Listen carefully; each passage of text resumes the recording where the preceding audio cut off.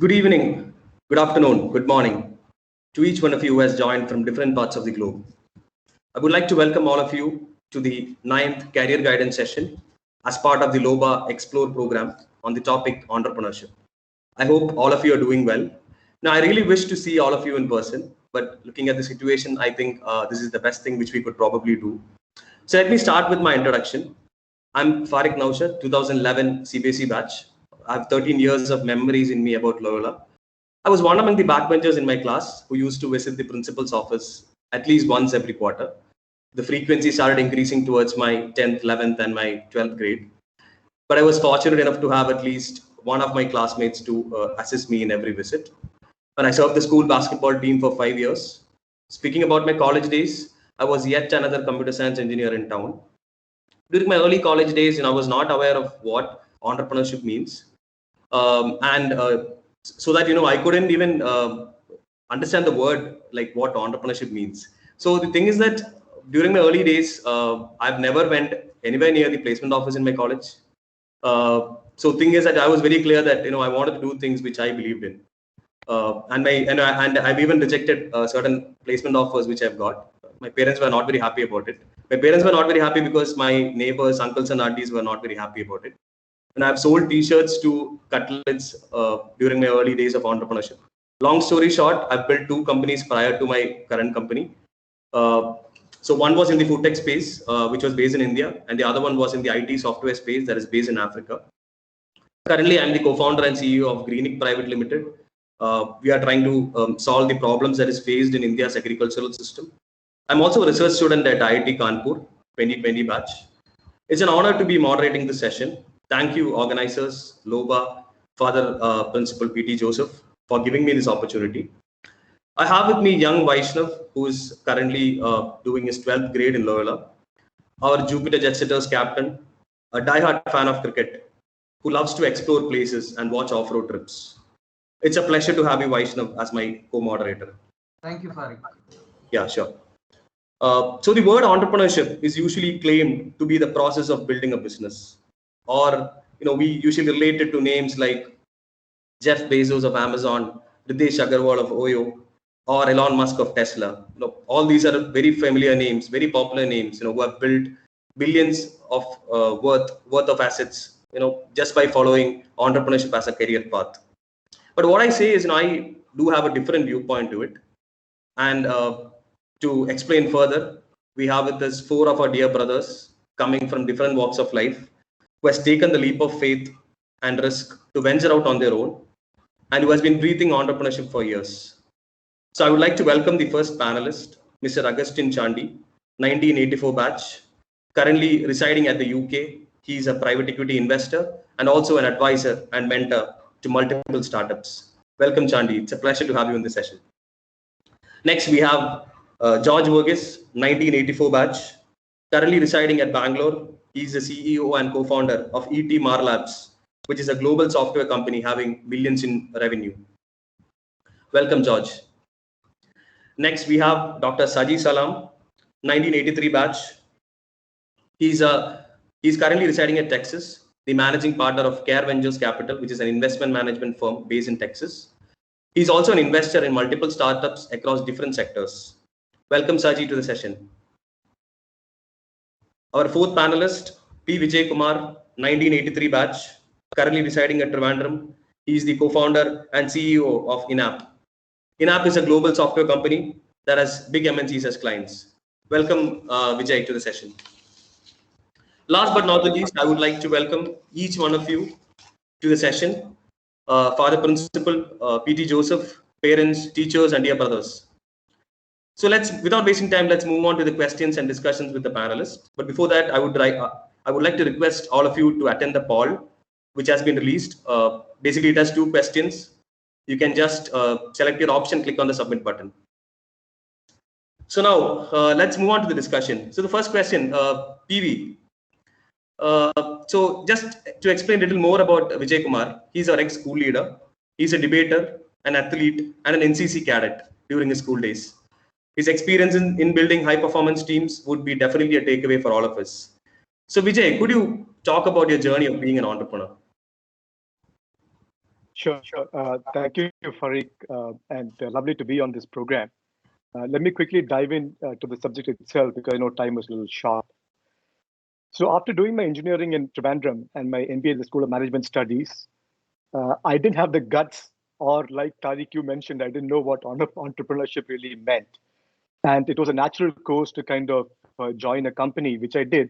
And was fortunate to join Castrol, which is a very aggressive organization. They sell lubricants, which most of you would know.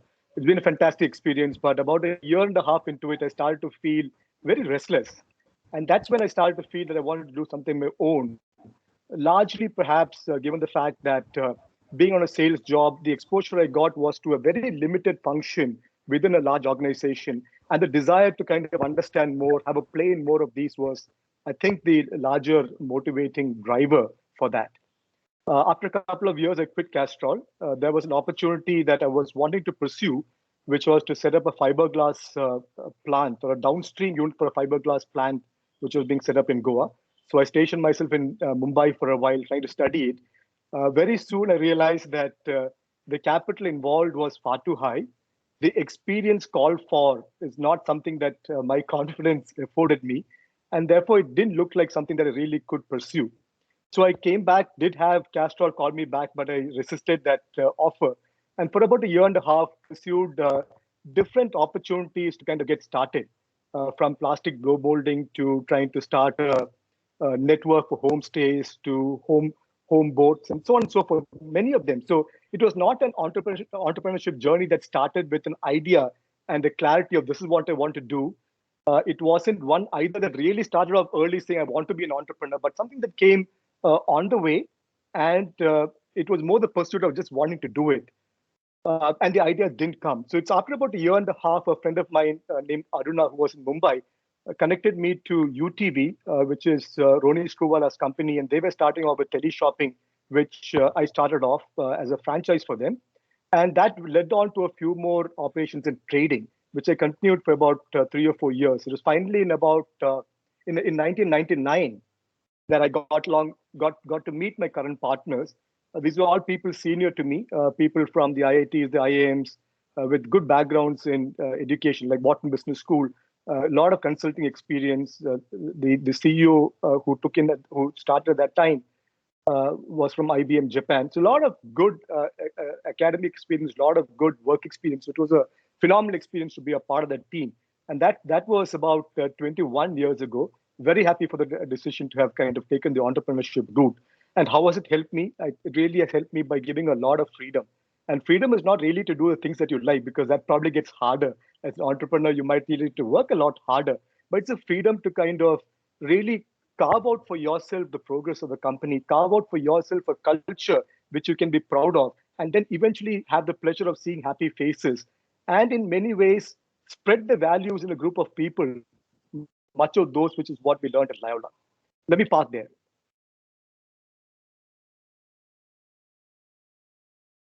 Thank you, Vijay, for giving a brief idea about your journey. Next up, we have Augustine Chandy. To explain a bit more about Chandy, he was our high school topper, engineering from CET, masters from IIM Bangalore, and MBA from INSEAD, which is by far the best B school in the world. So moving on, Chandy, the question is, from your perspective, how do you define entrepreneurship? Thanks, Vaishnav. Good evening, everyone. My regards to the school management, the teachers and the parents, and of course, Chair Loyola Sons. So let me kind of jump right into the question in the interest of time. When people hear about entrepreneurship, most people associate that with running your own business, which is by and large correct. And that's when you get the full experience of entrepreneurship. But I would say that even when you're in a corporate job, there's a lot of entrepreneurship which is involved. It may not be to the full scale, but there's certainly an element of entrepreneurship involved. I would even go further and say that as you manage your careers and your lives, entrepreneurship is a very significant factor in there. The way you manage your investments, your finances, your entire career. So all that is also kind of entrepreneurship. So, to define entrepreneurship, I would say that, it is really it's an attitude and it is a state of mind. And the best definition of entrepreneurship, which I have heard, goes as follows. Many people spend 5 days of the week trying to be somebody else so that they can spend 2 days of the week being who they really are. And entrepreneurship is really about spending 7 days of the week and as many weeks as possible in your life being who you really are. Now, there are, I would probably say there are 2 or 3 different ways in which people become entrepreneurs. The first one I would call as the obsessive entrepreneur. And, Fariq, who spoke before me, will probably fall into that category. At a very early stage, he decides that come what may, I'm going to be an entrepreneur. I'm not going to work for anybody else. And some of them even start the entrepreneurship journey before they complete their formal education. Some others immediately after their education, but they never really go and work for anybody else. Then there's a second category who I would say is more the planned, systematic entrepreneur. And I would say Vijay, who spoke before me, is probably very close to that. So, you want to be an entrepreneur, but when you finish your studies, you know that you don't have the experience, you don't have the network to immediately start off. So you decided to gain all that at somebody else's expense, work for a few years, 5, 10, 15 years. And then you make a very planned entry into entrepreneurship. That's very systematic, very planned. And that I would say is a second route that people take. And there's a third route, which probably I belong to, which is what you call as an accidental entrepreneur. So, you kind of always had the entrepreneurial instinct, but then you don't mind working in a corporate job. You're happy, and you keep going in your career. Suddenly, one fine day, an opportunity presents itself before you. You kind of grab it. You don't really spend too much time thinking or planning about it. It's very instinctive, and you jump into it, and then you become an entrepreneur. And all of these are, there's no right way or right time to become an entrepreneur. Depending on how you choose, the risks are different, and your success or failure depends on how well you manage those risks. And some of the biggest brands in the world have been created by entrepreneurs in their 50s and 60s. So there really is not a right time which guarantees success or anything like that. And in terms of my personal journey, like when I was working, I happened to meet somebody in a train and we were chatting. And he said he's got a business which was in difficulty. And he thought that based on my conversation, I had some skill sets which could be used in the business. He asked me whether I could come and have a look for a couple of days and give him some advice. I did that, came back in about 3 weeks' time. I had a call saying that, that's interesting, but could you also tell us how we can implement some of your suggestions? Could you spend another 2 days? Did that. Again, after about 3-4 weeks, I had another call saying that, well, this is very exciting because those suggestions seem to be working.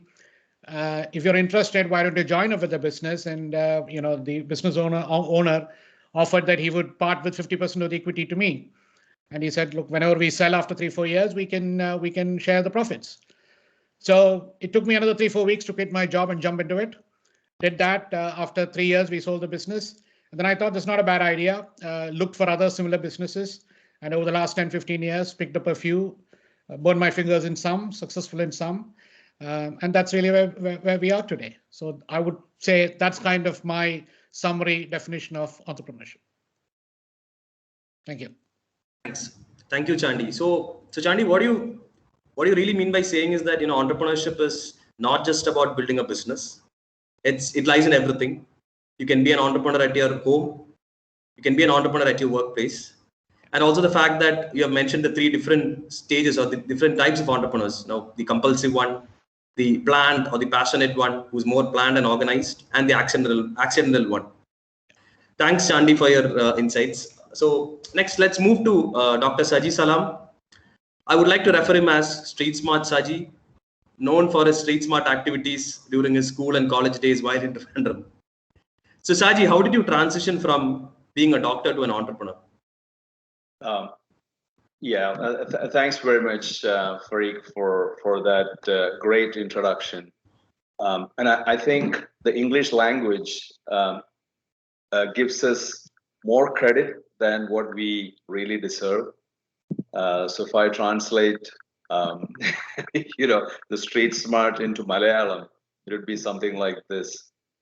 തെണ്ടി തിരിഞ്ഞ് നടന്നവൻ Kizhakkekotta Pettah Kannammoola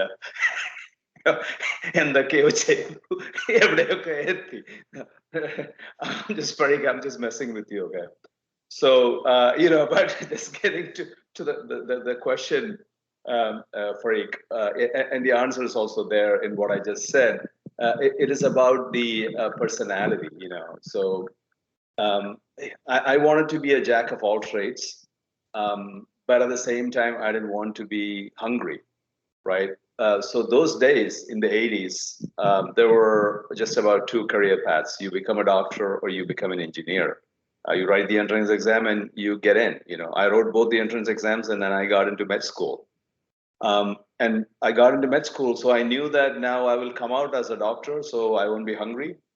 So then I got to doing the other things I wanted to do, which is being a jack of all trades. So even in first year of med school, I was doing things like loan sharking. With some money that was gifted to me by my grandfather. I bought a bike, and the rest of the money I used for loan sharking, loaning to tempo drivers, lorry drivers, and the like, moved on to other things like setting up the first video news magazine in Kerala with a journalist friend who you will see on TV pretty much every day these days. And then went on from there to advising politicians on media management and election strategy. And we had a client who was the son of a chief minister. And so we used to be driving to Calicut pretty much every month doing that and having fun doing that. And then went on to do several other things, including producing telefilms for Doordarshan. And the like. So eventually, getting to med school, while at med school, I was pretty much everywhere except in the classroom. And so that's kind of, who I was. And so I went on to a business school after med school because I decided that I wanted to be on the business side of healthcare. And then even though I was fortunate to be working with some of the top consulting firms in the world, the independent streak in me was always urging me to start up something. And I would start up and I would fail. And some startups I started up twice, but I'm still failing. And but I kept doing that. And then I finally found an area where I could I could feel comfortable doing what I'm doing, make money in the process. And like Chandy alluded to early on, I could be my true self or who I am for 7 days in a week. And that's where I'm now. That's impressive, Saji. So Saji, I think you have gone against the usual rule where you start as a doctor, you die as a doctor. You start in IT, you die in IT. But I think you have really, being a doctor, you have done loan sharking, goat farming, and tried n different things. But end of the day, you are still happy, successful. Pretty impressive. Thanks, Saji. So next up, we have we'll move to George. So I would like to refer George as the all-rounder because he's a magician, he's an Otamdulal artist, he's a marathon runner, he's a motorcycle maniac, and he has also held leadership positions in companies like IBM and Infosys, where he has lived and worked in multiple countries and markets, where he has gained experience in handling diverse cultures, which is very important as an entrepreneur. So George, these days a lot of startups are coming up in India. What are the opportunities and support systems that young aspiring entrepreneurs can explore? Thank you, Fariq, and for the kind introduction, and good evening to all of you. addressing your question, look, I live in Bangalore, which is a startup hub and the center of many of India's most successful startups, I would say, and unicorns. A unicorn is a company which has reached a startup which has reached $1 billion. In fact, India is home to the third highest unicorns in the world.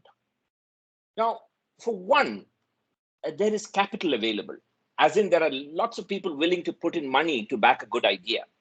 Now, in this forum itself, most of us do invest in startups. So when I started a business, getting people to invest was never a problem I faced.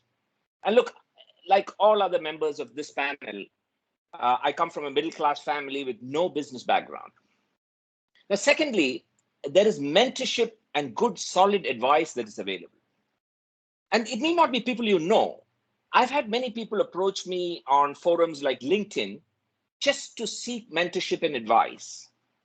So I would say join these forums, get onto LinkedIn. It can be a very useful platform to connect.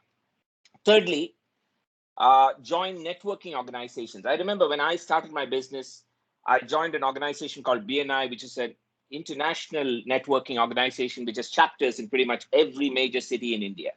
And it would connect people through referrals. It greatly benefited me. So, I would really suggest you join networking organization. Now, talking about opportunities, now we're seeing a lot of opportunities in India, particularly in e-commerce. We're seeing a lot of opportunities in the fintech space. And of course, all of this is enabled by technology. So coming from the tech world, most of the world I see is from there. And everything is tech today when you look at it, be it an Ola, a Swiggy, a Flipkart, a Byju's, etc. All these are essentially apps leveraging simple technology to solve a real life problem. That world still continues in my view. So pick up a small gap and fill it very quickly. I'll give you an example. I mean, now there is an app, many of you might have seen it. It's an app called My Gate. It's an app that simplifies life for everyone living in a gated community or in an apartment building, from residents to management committee members to security guards to facility managers, everybody. And it's an app, if you ask me from a technology perspective, I could have built it in 3 weeks, but it's the execution of that idea brilliantly. In fact, one of my friends is invested in it, and it's on its way to become a unicorn. So use technology to make new ideas happen. And of course, time to market or speed is key. The first mover normally takes most of the spoils. The other thing I would say is pick up a rising wave, not a one that is already risen. It's my personal experience. So if you actually look at certain technology areas, something like blockchain, for example, I think it's going to change the world in the way we trade, in the way we do business, in the way we interact, the way we use our finances, the way the currency itself will change. And I see a huge opportunity in something like blockchain. If you take an industry, in my assessment, healthcare is one segment which has significant potential to be transformed with technology. Smart apps, IoT gadgets. Look at this is an Apple Watch. I mean, this can, do so many things. There's so many things that can be developed for something like this. Wearables. So that's my view. Over to you, Vaishnav. Thank you, George. What I feel is that there is one important thing, which young aspiring entrepreneurs can do, that they can identify their problems or gaps that is there in the industry and see them as opportunities which can help them move with the rising wave. So thanks, George.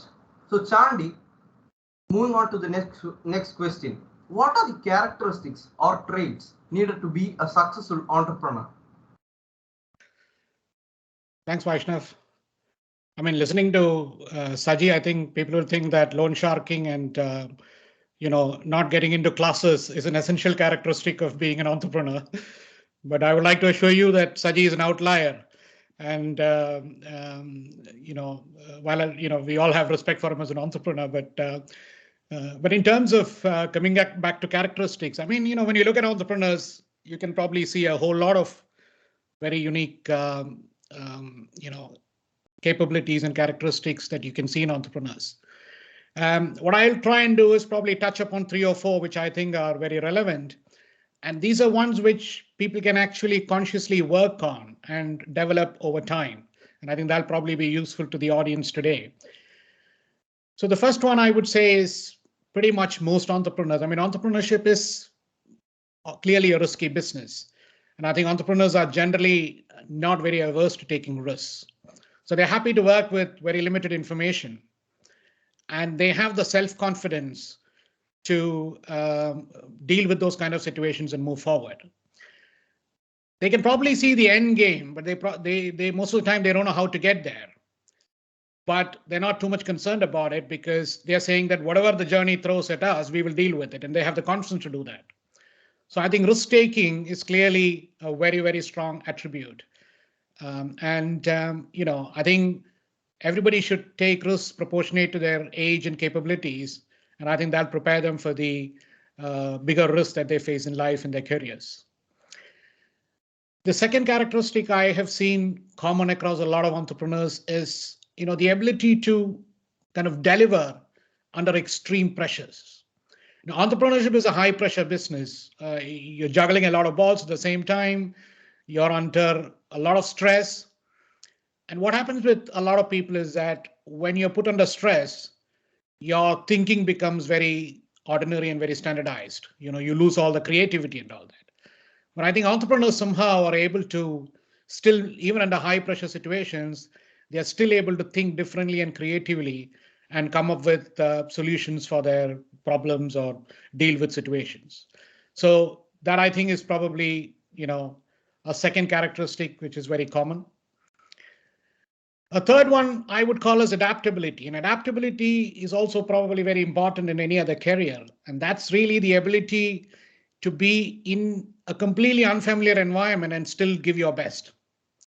And for a good entrepreneur, the geography doesn't matter, the language doesn't matter, the culture doesn't matter, the rewards don't matter.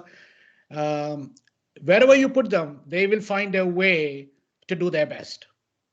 Not only will they do their best, they will also make sure that the people who are working with them also give their best. So, foreign territory doesn't really make any difference to them. They're capable of overcoming all those obstacles and still giving their best. So that's adaptability, and which I think is a very, very powerful attribute to have, even in a normal job.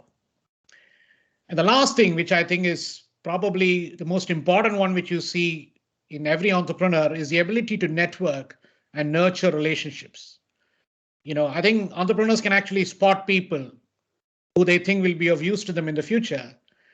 They invest in those relationships. They do a give and take in terms of, taking help as well as giving help, so that they know that, and in your entrepreneurial journey, you will always have times when you need a lot of help from other people. They'll always have a set of people who they can call on to help them. And I think that's another very important characteristic of entrepreneurs. So just to summarize, 4 things that we spoke about. The first one is the ability to take risks. Second one is the ability to work under extreme pressures and still be very creative. Third one is adaptability. And the fourth one is the ability to network and nurture relationships. Thank you. Brilliant thought, Chandy. So again, what I would like to say is these are traits which is not necessarily applicable to anyone who's doing a business. I feel this can be trained with students starting from their school days. I mean, they can start training themselves on all these traits, because this is definitely going to help them in their college life, maybe going at the workplace. All these characteristics which you said, starting from creative thinking, adaptability, risk taking, and even this can be applicable to their lives. When problems are being thrown at them, they can handle it in a way how entrepreneurs deal it. So I think it's a all 360-degree way of looking at things as an entrepreneur. It's not just about building a business, which you have clearly mentioned. Thank you, Chandy, for these insights. So next, let's move to Vijay. So Vijay, from your experience, how important are mentors in helping entrepreneurs? Have you had anyone who has helped you in your initial days? Also, I've heard about a program known as Externship program, which is going to be conducted by LOBA. So could you just explain a bit on that also? Sure, happy to do that. But before I do that, I just want to make a passing remark here. I just keep smiling to myself quite a lot during the discussion, because I think when George, Chandy, and Saji speak, it is just fantastic, and I love what they're saying. But in my mind, I'm still relating to those boys that we used to fight with in school, and I'm not able to correlate these pearls of wisdom with that time. So that's why I keep smiling to myself if you're noticing that while I speak. But let me come back to your question, Tariq.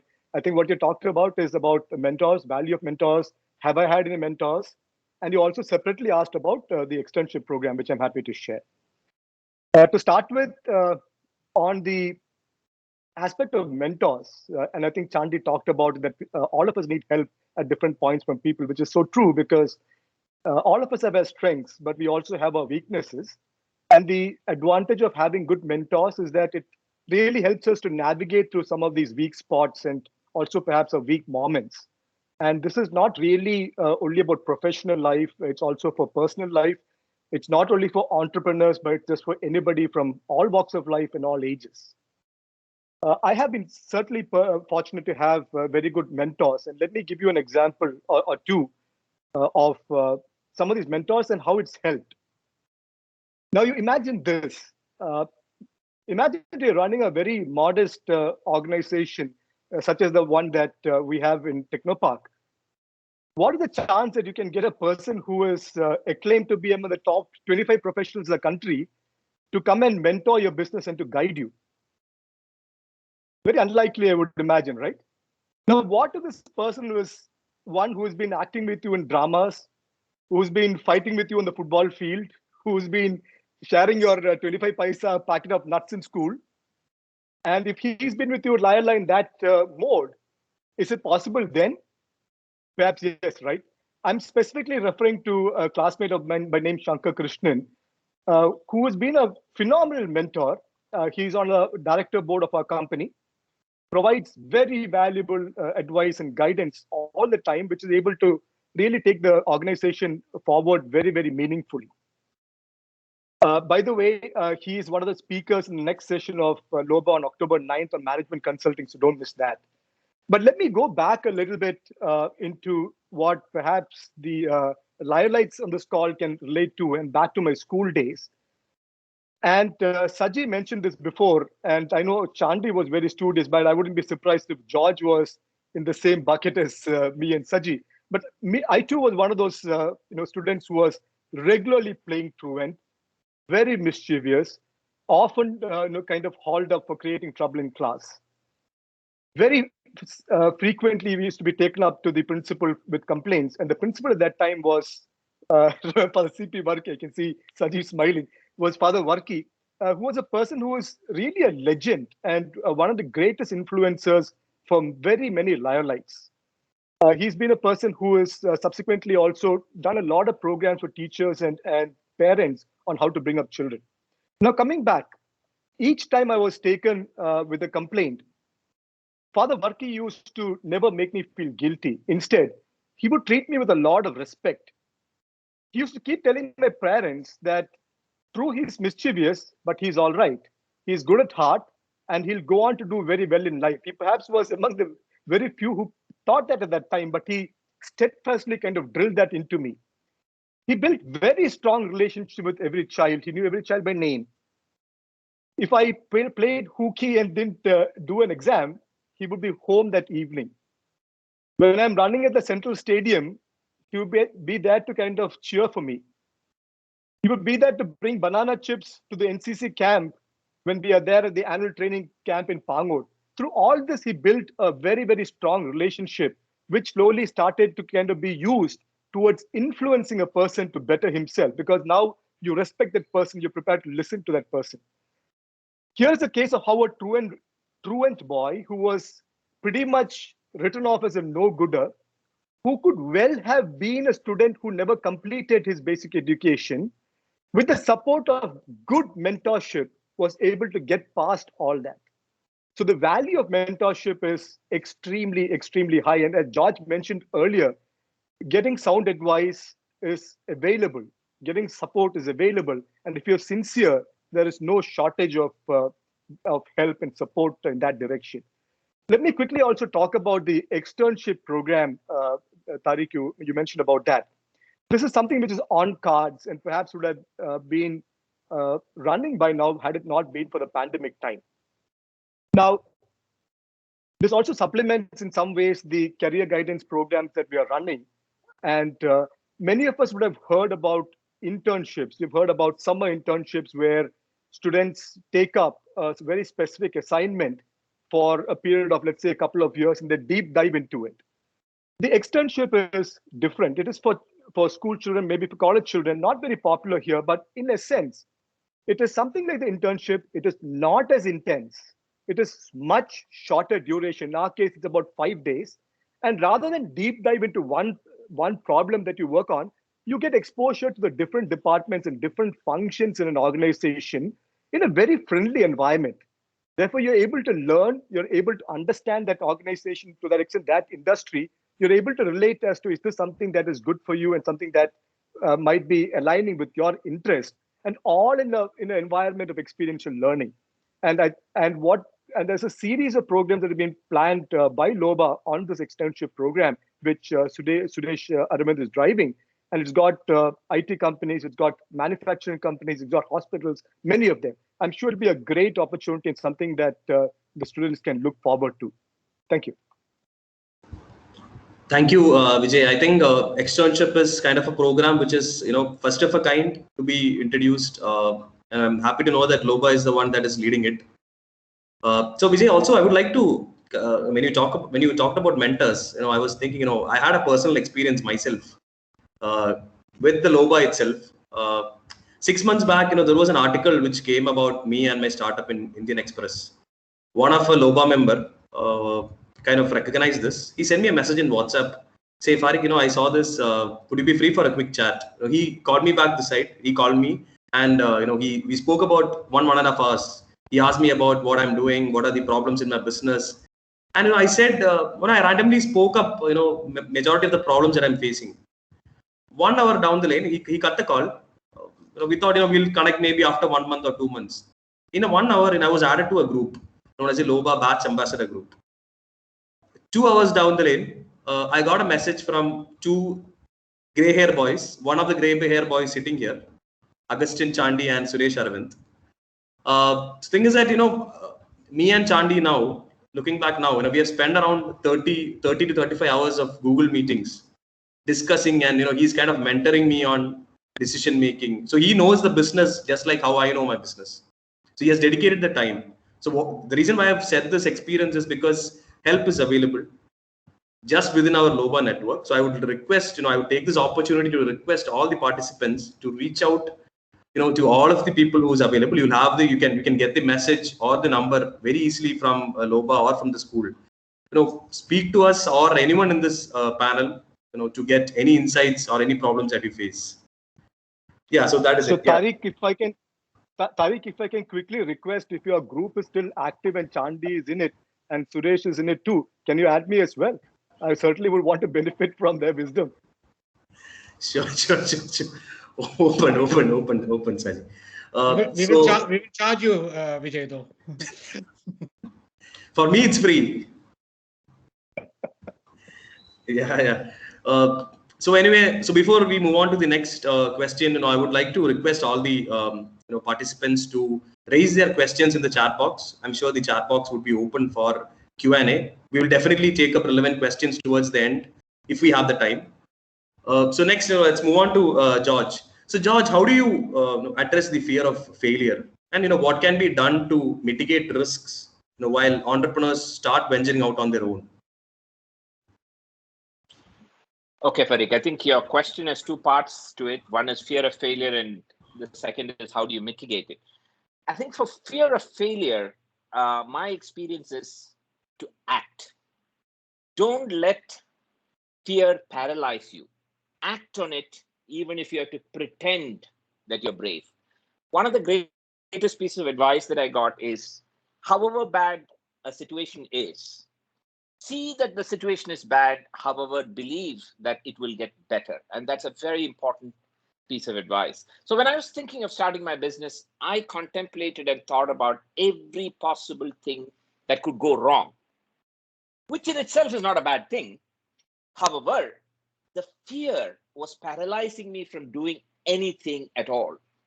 And I remember one of my co-founders, Bipin, he told me it's one of the best pieces of advice I ever got in business. He said, George, enough of thinking of all the failures. You put in some money, I will, and let us start. Best piece of advice that I ever got. Beyond a certain point, act and get going. Now, to mitigate the risk of failure, you got to prepare.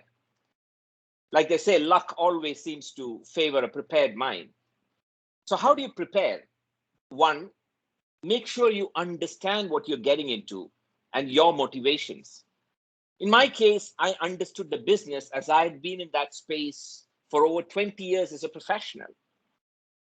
Number two, make sure that your strengths, and herein I define a strength as what makes you feel strong. So make sure your strengths will play a big role in the success of what you're going to do. For me, it is my ability to be passionate, communicate that passion, inspire others, as well as tell good stories. All of it played a big role in my business as we were a people's business. Lastly, you can't mitigate failure 100%. You want to strengthen your ability to respond to it. As Chandy said, a successful entrepreneur or professional is someone who can handle stress through the ups and downs. So learn and cultivate habits that make you stronger to handle failure and stress. For me, it is simple. During the hard times in the business, I would wake up at 3:30 in the morning. I would wake up sweating, thinking about how I will make my payroll at the end of the month. I had no choice. I would get up and go for a jog at that time. And 15 minutes into the jog, I was fine. Or I would do some meditation, or I would do some yoga. Without those activities, I would not have survived. Lastly, failure itself, in my experience, is more often than not a good thing. Failure is not the opposite of success. If I translate every failure of my life into a learning, I will never be a prisoner of my past, but a designer of my future. I can say with my hand on my heart that my greatest learnings and growth have happened from failures. In hindsight, I remember, and probably I'm grateful for it far more than my successes. And lastly, companies hire people who have failed. I always do, as I know they have the maturity and experience from those failures. So if you don't have a genuine failure story with learnings, you better pray before you attend an interview. Over to you, Vaishnav. Thank you, George, for your insight. I'm sure this can really help young aspiring entrepreneurs. So let's move on to Saji. Saji, how has Loyola contributed in your career journey? Hey, thank you for that question. I would start off by saying that Loyola is in everything that I do. Not just career, but entrepreneurship and life in general, and relationships as well. So if I think about how and what we learn from Loyola outside the classroom, I would say I can rattle off a lot of things like leadership skills. I can say things like public speaking, youth festivals, the compassion that Father C.P. Varghese used to be drilling into us every time he spoke, a golden heart, as he would say, integrity and dignity of labor that comes from cleaning the toilets and sweeping the classrooms. Those are all lessons that have been very useful in life, in the corporate world and otherwise. But I just wanted to touch upon a couple of things here, and this may take a little more time than usual. But let's talk about the easy one first. In terms of the easy ones here, I think a lot of Loyalites are in leadership positions across the world in so many sectors. And so I think that's got a lot to do with the training we have in Loyola in terms of, let's say, elocution and public speaking and communication skills. I started off, in medical college. I was started off in political leadership. Actually, I was elected the counselor to Kerala University Union from med school. Then I went on to hold other organizational positions before transferring those skills into corporate America. But there's another one, skill that we don't talk about much, and I'll start off with a question for you to think about. It is a question about how does a Kada Prasangam named Sundaripatti, come to your help and support in corporate America in an entrepreneurial role. And I know many of you, the new generation, might be wondering, what the heck is this Kada Prasangam? So Kada Prasangam, my friends, to put it in a in terms that we can relate to these days, is basically storytelling with some songs along with it. And so at school, I used to be in pretty much everything at the youth festival, right? I was in mimicry, mono act, things like what we had called declamation. But my favorite thing that I did, I think once, was this Kada Prasangam named Sundaripatti. And Sundaripatti is a story, it's a tragic comedy and a love story of a dog, of Sundaripatti, And it had some musical themes to it too. I mean, one of the songs was Kannanirine Tata, Chudu Kannanirine Tata. That was a very old Malayalam song which was incorporated into the song side of the story. And so while Fariq is looking intensely at the clock, so let me just quickly go on to the business implication of this. And this is something which is happening actually as recent as this week. Okay. So right now I'm in the process of applying for a 40 million loan to buy an asset. So we send the pitch deck to the bank. And the first question the bank asked, and this is not the first time the bank has asked this question, they've asked it in the past too. The first question they asked, and I think George alluded to this as well, was, what is your story? They did not look at the numbers, they did not look at anything. So they asked me, what is the story of this deal? And I'm like, flashback, familiar territory, Sundaripatti, Kannanirine Tata, So so what I want to say is storytelling, and George, you picked up on that too. Storytelling is important, and we don't teach that inside the classroom. But in Loyola, we had the opportunity to practice these skills, and those are very valuable skills. The skills that you get outside the classroom are very, very valuable. And I will stop with that, and I'll let you guys take it from there. Thank you, Saji. That was really interesting.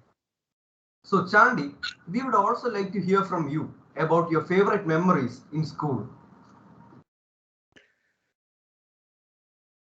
Thanks, Vaishnav. I think all the serious stuff about school has been covered now, so I'm going to take this as a fun question. Okay. When you study in a school for 10, 12 years, you're going to have a minefield of experiences, and I can go on for quite a while. But what I will try and do is limit it to a few, which hopefully have a link to today's topic of entrepreneurship. Okay. So the first thing I remember is that when we were in school, we used to be fined for speaking in Malayalam.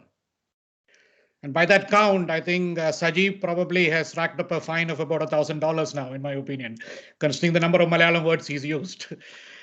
But draconian as it sounds, being fined for speaking in Malayalam, I think we used to take a lot of pleasure in telling on our friends, whoever was speaking in Malayalam. The fine used to be about 20 paisa or 25 paisa those days. We sincerely hoped that part of the fine would be shared with us, but that never happened. But I think although the way it was done, probably some people have a difference of opinion, but I think the end objective was very clear. And I think if you look at students coming out of school across Kerala, or even in most parts of India, you can say with reasonable confidence that Loyalites, on an average, have probably a very good command of the language. And I think a command of language also gives you a lot of confidence, self-confidence. And that then allows you to take those risks that we talked about earlier in terms of characteristics and so on. The second memory for me is about the lunch breaks in school. And if I remember, I think it was 40 minutes or 50 minutes, probably 40 minutes, more like it. And we used to finish lunch 45 minutes, Chandy. Sorry? 45 minutes. No, 45. So we used to, Georgie used to go back 5 minutes late. So he had 45 minutes, I suppose. Yeah. So, we used to have lunch in about 30 seconds and then rush onto the football field. And the football field, there used to be about 15 games going on at the same time. So it was complete mayhem. And despite that, we were able to string a through pass to one of our teammates and score goals and have a result at the end of that lunch break. And I was thinking about this, and I'm saying an entrepreneur's day is very much like the football during lunch break in Loyola School. It's complete mayhem. You're struggling in the middle of 10 or 15 businesses trying to compete for your space. You still have to find a way to make your business tick. What better experience than spending those 40 minutes of lunch break playing along with 10 other or 20 other teams on the same ground. I also remember the second trips, which was a more civilized form of football. But what I remember is that we used to, in the Loyola canteen in those days, we used to have something called a Loyola Cola. And we used to have Torino and Gold Spot. I think most of it is extinct today. But the memory is that, a 200 ml bottle of Torino, probably it was one or two of our classmates who could afford it at that point of time. So he would buy it, and 20 people would take a sip from that 200 ml bottle. And we would all feel very contented and happy at the end of it. Not that it would do anything to our thirst, but it was a great feeling. And I'm thinking, what better example of adaptability in terms of living and managing with whatever resources, whatever is available to you, and trying to make the best of it. And what better networking. I mean, if you're going to share 200 ml or a 10 ml Fanta or Torino with somebody else, he's probably going to be a good chum for the rest of your life. So there's another good memory from school. The last one I want to talk about is when we were in the 10th standard, one of our teachers, and he's no more, and I'm not going to name him now. He actually made a bet with the class saying that if all of you get a distinction in your board examination, 10th standard board examination, I will buy you all a biryani from Hotel Lucia. And Hotel Lucia in those days was the premium hotel in Trivandrum. On the face of it, it was a very, very safe bet based on our track record and what we had achieved till then, But to cut a long story short, when the results came, everybody had a distinction. And I'm not going to tell you how we did it. So the teacher came back and told us, look, guys, I can't afford a biryani from Lucia. Can you compromise and I'll buy you a biryani from Brothers Restaurant in Srikaryam? So after a bit of huffing and puffing and all that, we said a biryani is a biryani. Okay, we'll have it from Brothers Restaurant. And I remember, and all credit to the teacher, he actually bought the biryani. We sat in the Loyola canteen and ate it. But then, if you look at that incident and what then, I'm thinking of is that this is a wonderful example of the concept of stretch. And I think as entrepreneurs, we should all, set ourselves targets, which we think we probably have a 50-60% chance of achieving. Never set yourself something which you think you're very confident of achieving. And don't go to the other extreme also, set yourself something which you think you'll never achieve. So you have to be somewhere in the middle, because most people underestimate their capabilities and what they can do. So I think that incident in Loyola probably taught all of us the concept of stretch and how much we can achieve if we really set goals which are far enough. So these are 4 or 5 very interesting events which I think, but to me, the king and the emperor of all memories is the friendship with the 70 odd people with whom we studied in one batch in school. Thanks to social media, most of us are still in touch. We have a WhatsApp group. We talk every day, and we behave exactly like school children in that WhatsApp group, even today. And I think if there is one piece of advice which I'll give all the Loyolites today, nurture these friendships with your classmates. They can be some of your biggest friends and assets, whatever journey you make in the future. Because school friends, for whatever reason, those are the people you spend the largest amount of time with in an institution mostly. And those friendships are really, really, those are friendships which are formed when you're like quite innocent and which you didn't have, when you probably didn't have too much of malice in your mind. But those friendships last. And, Georgie and I actually were classmates, and I invested in Georgie's company a few years ago. And so the only reason I invested was because it was Georgie. If somebody else had come and given me exactly the same proposal, chances are I wouldn't have done it. So I think it makes a difference, your classmates, and I think there's an element of comfort level. And when you look at all the experiences put together, that friendship is the most meaningful one, which you should really nurture going forward. Thank you.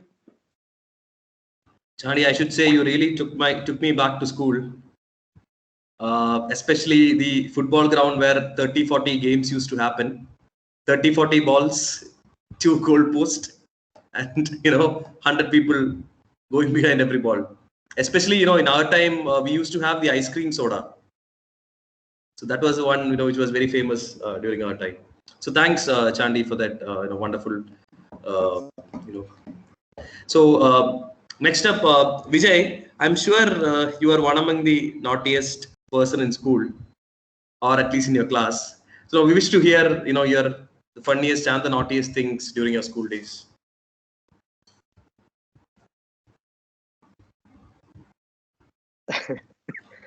That's a tough one, because I'm not sure that sharing the naughty things will be appreciated by the audience here today. So I might have to probably censor that out a bit. But again, before I answer that, I just want to kind of thank Chandy. That really was a trip down memory lane.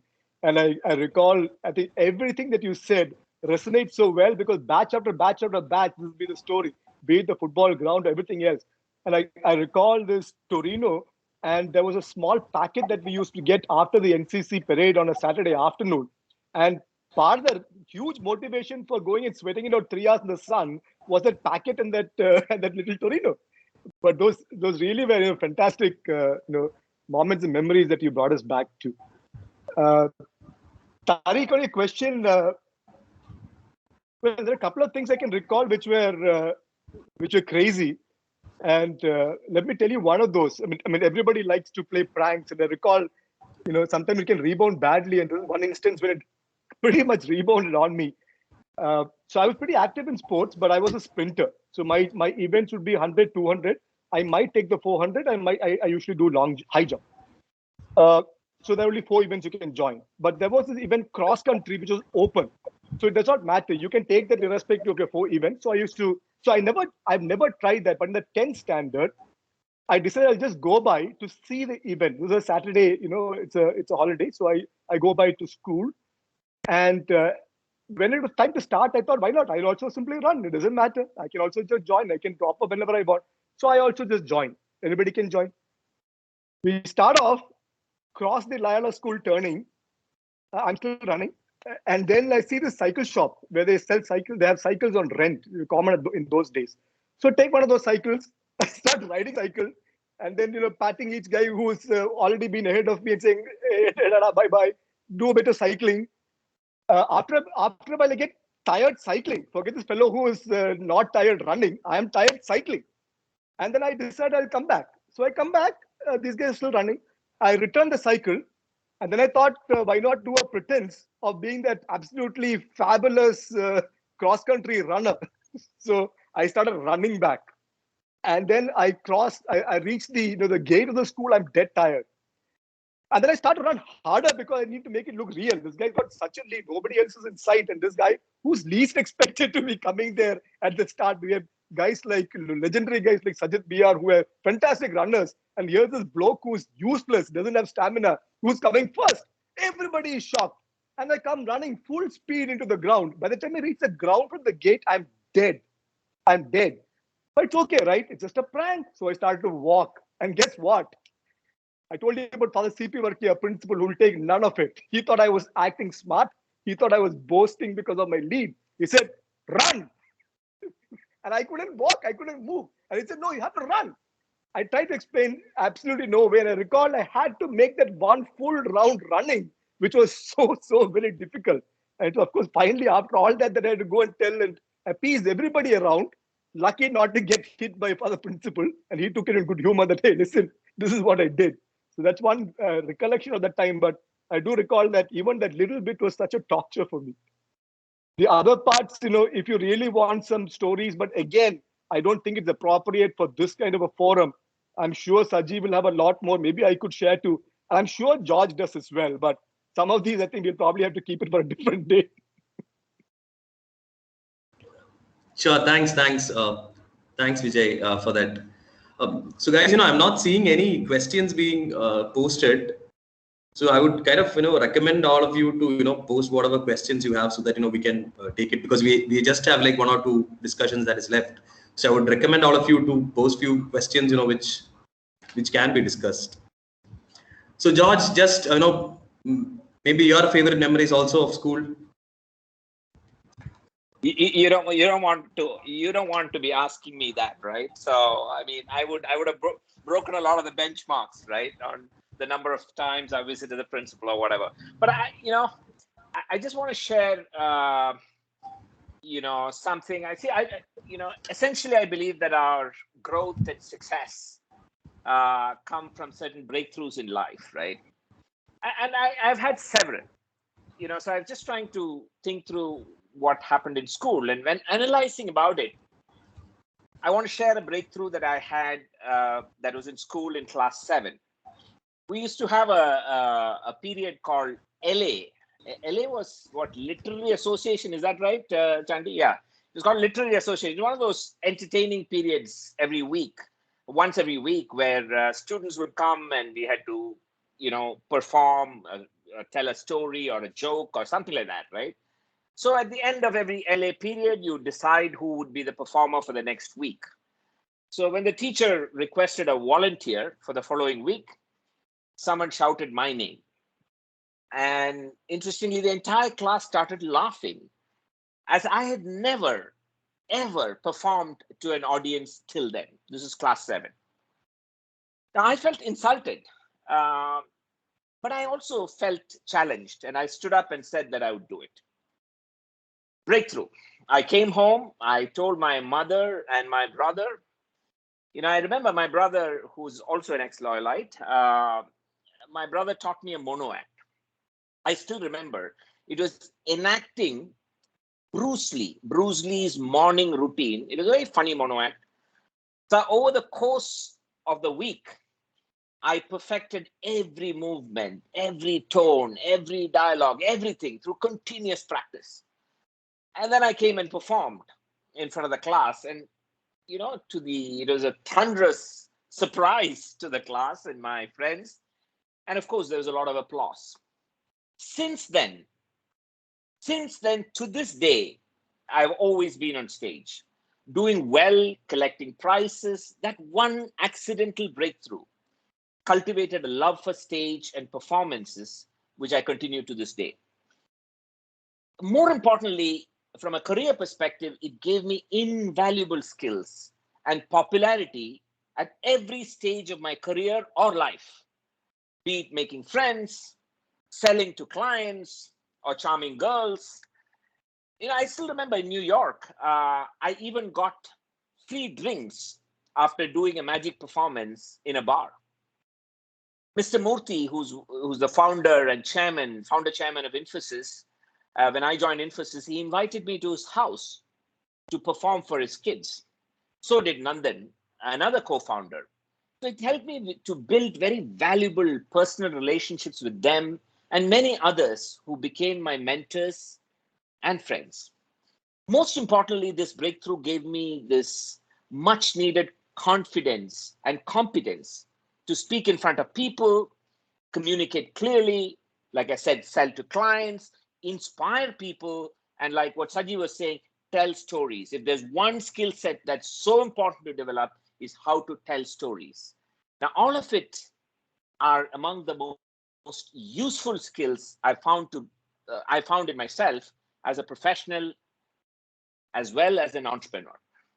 Over to you, Vaishnav. Thank you, George, for showing that practice makes man more perfect. Now moving on to our moderator, Fariq. I do understand that questions are not usually asked to moderators, but I'm sure that Fariq can really shed some light to this question of mine.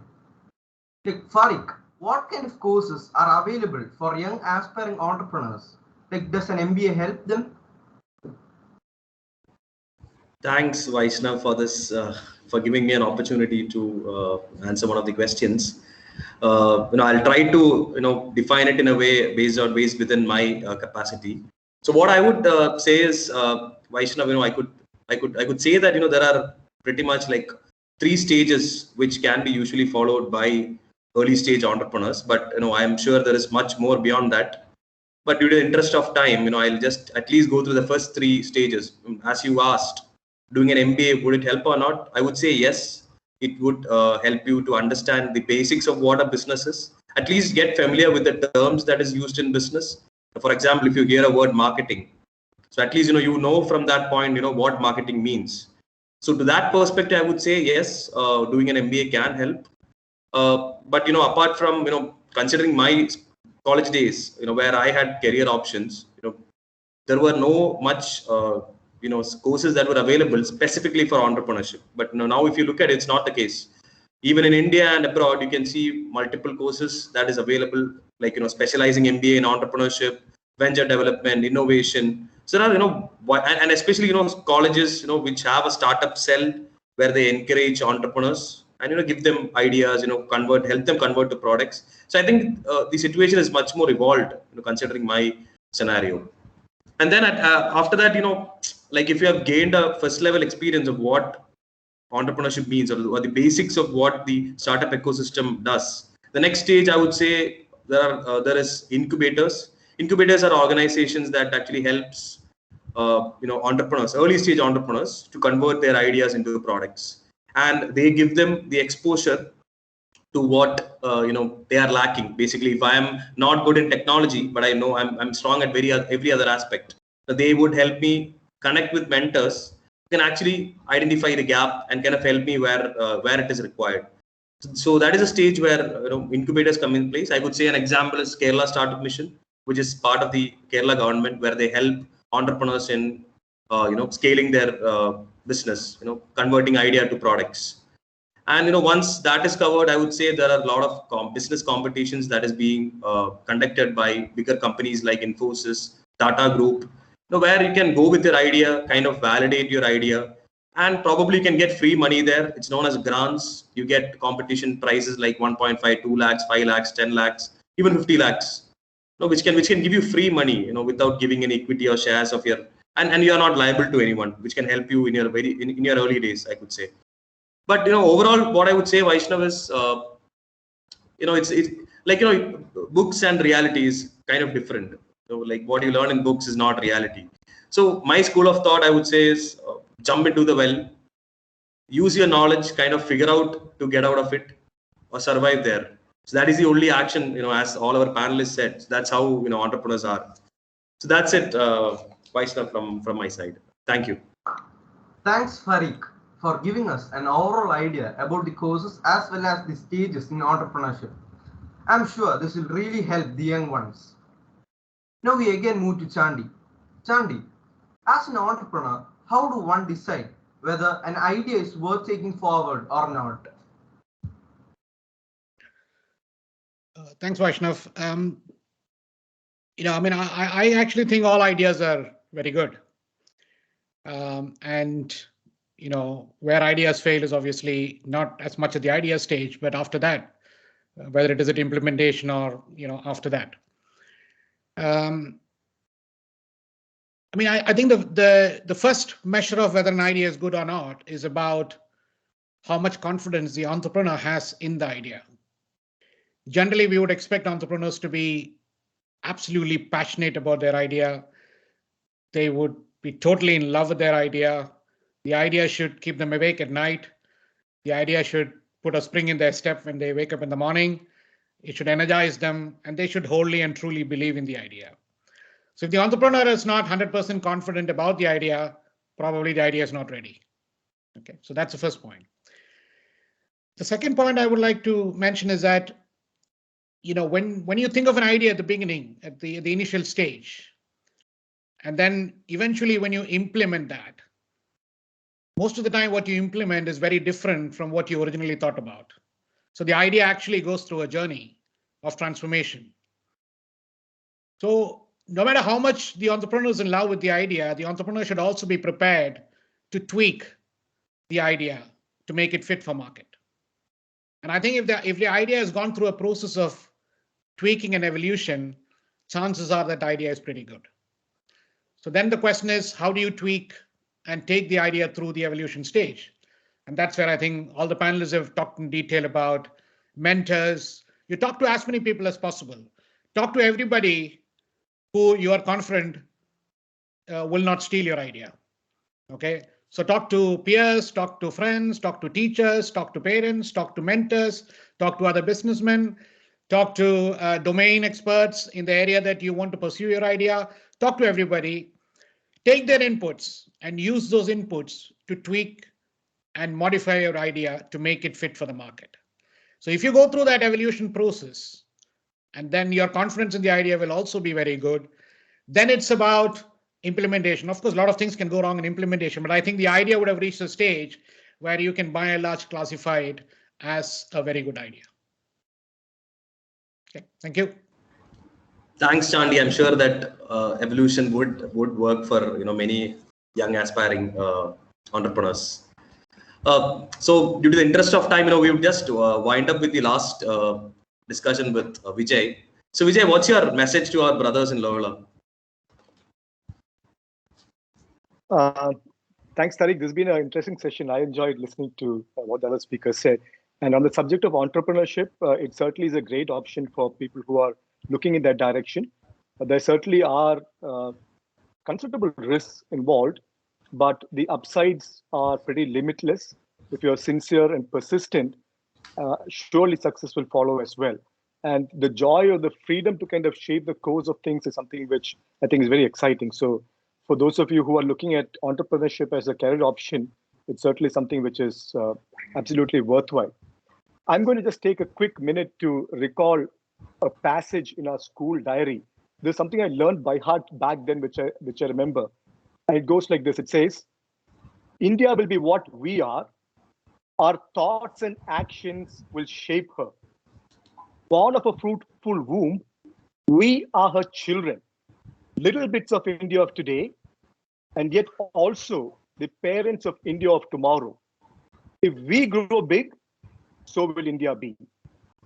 And if we grow little-minded in outlook, so also will India be. So let me part with this thought that I hope that each of you grow big, do extremely well for yourselves in your chosen future careers, and that you maintain very high standards, very high value systems that Loyola instills in each of us. All of us are proud to say that we are Loyolites, and I wish you all the best. And thank you very much for your patient listening. Thank you. Thanks, Vijay, for that wonderful message to our brothers. Thing is that we are getting short of time, so I would like to just take maybe a quick question from the Q&A that has been posted in the chat. So the question goes, it's from Ranjit. What is the conversion of knowledge to revenues? And what is your take on continuous learning? Maybe if Chandy can shed some light on that question.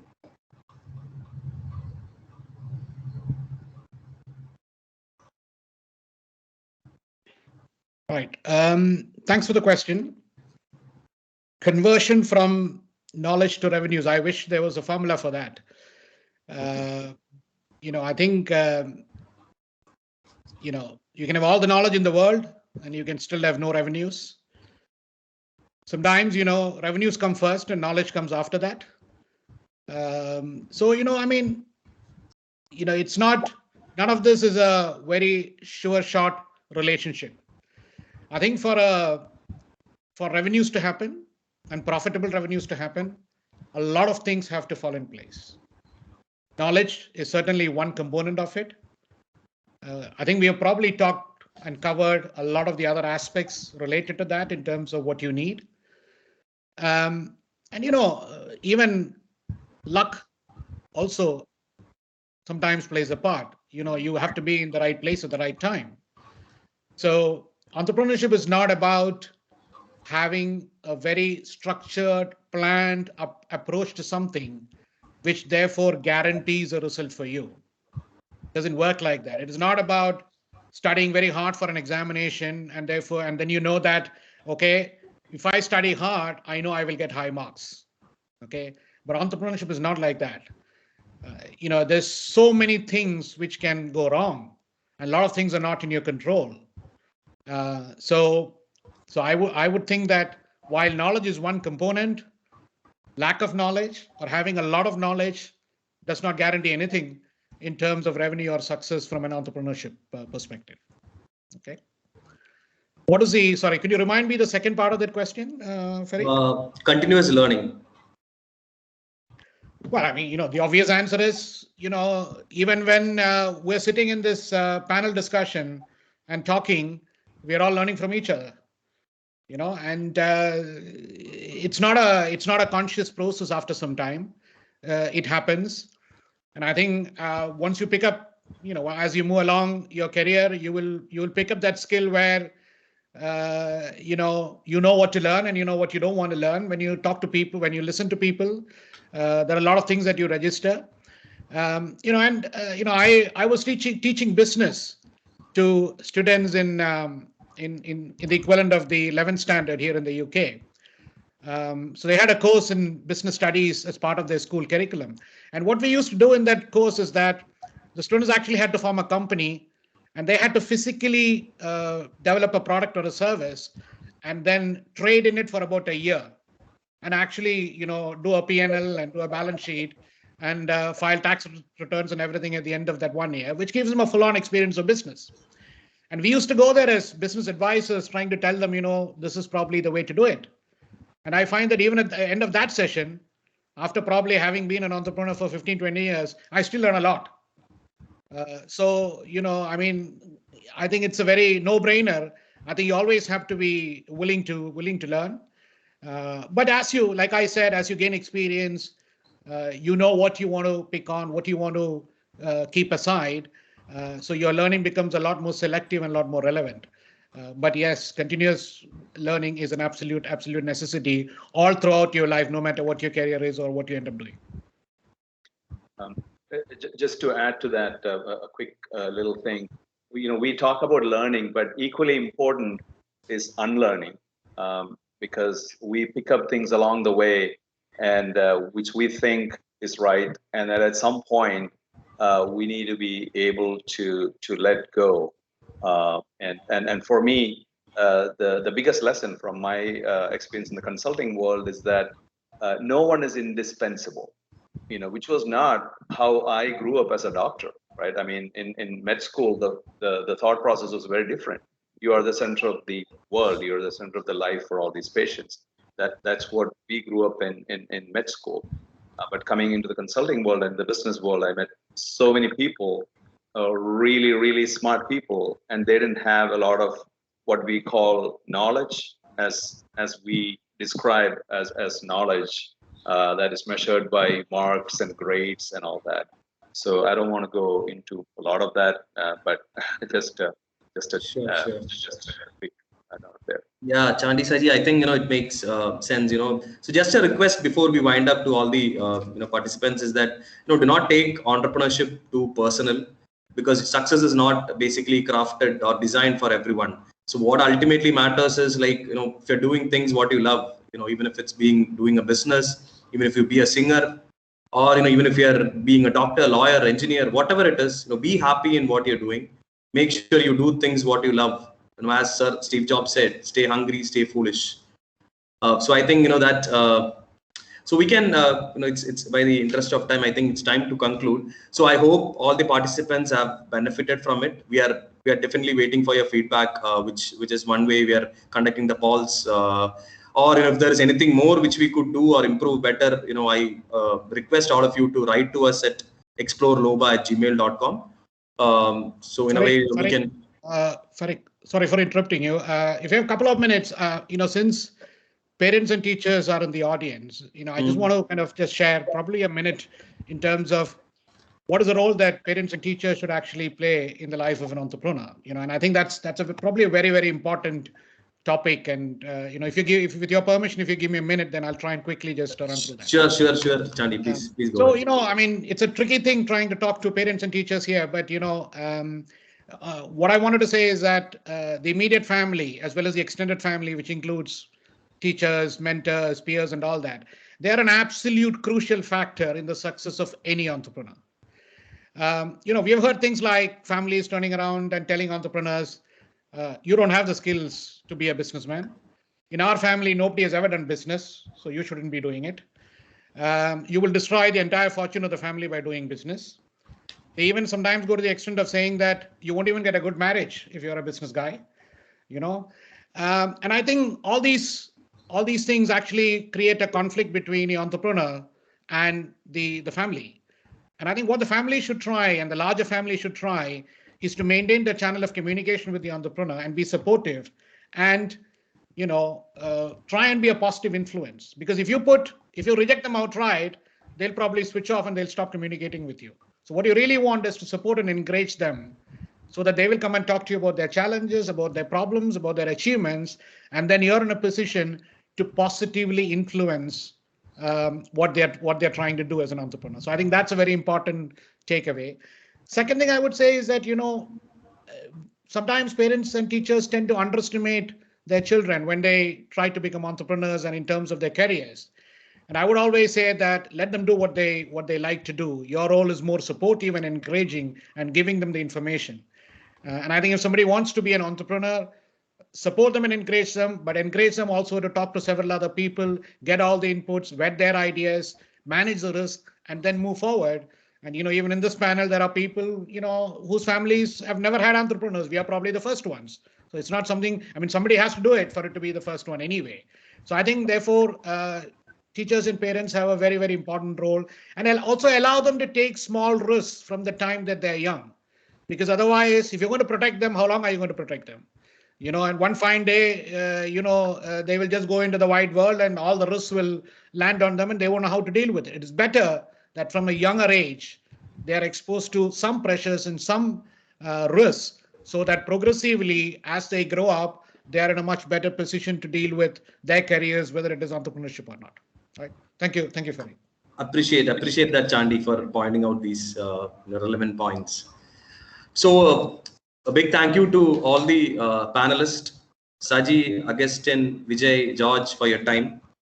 I would like to thank Father Principal P.T. Joseph, the organizers, Suresh Aravind, Binoy, Philippos, and the entire admin team who has made this session possible.